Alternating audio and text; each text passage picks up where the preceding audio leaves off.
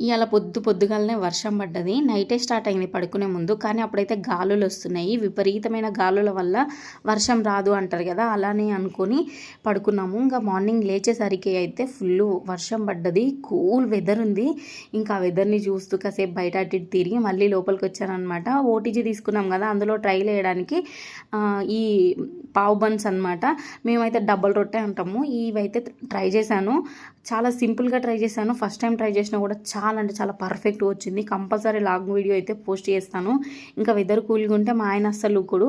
కంపల్సరీగా చాయ్ పెట్టమంటాడు. ఇంకా చాయ్ పిచ్చోళ్ళు ఎంతమందో తెలవదు కానీ అందులో మా ఆయన కూడా ఒకడు. ఇంకా చాయ్ అయితే పెట్టాననమాట. పర్ఫెక్ట్ కాంబినేషన్ ఈ డబ్బ రొట్టె, చాయ్. మా తెలంగాణలో అయితే డబ్బ రొట్టె అంటాము. కొందరేమో బన్స్ అంటారు. కొందరేమో పావు బన్స్ అంటారు.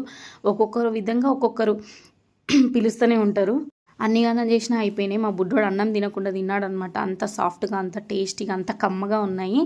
ఇంకా కొన్నైతే తీసి ఇలా బాక్స్‌లో పెట్టాననమాట. ఇంకా చాయ్ పెట్టాను కాబట్టి వీళ్ళు కంపల్సరీ బన్ అడుగుతాడు కాబట్టి ఇంక ఇలా ఒక బన్ తీసుకొని ఇట్లా 4 పార్ట్స్‌గా కట్ చేశాననమాట. 4 పార్ట్స్‌గా కట్ చేసి మా ఆయనకైతే టీ ఇచ్చాను. ఇది వచ్చేసి మా బాబుకి ఇచ్చాననమాట. చాలా ఇష్టంగా తిన్నారు. చాలా టేస్టీగా కూడా ఉంది. ఈ వీడియో గనుక నచ్చినట్లయితే లైక్ చేయండి, షేర్ చేయండి, subscribe to my channel. Thank you for watching.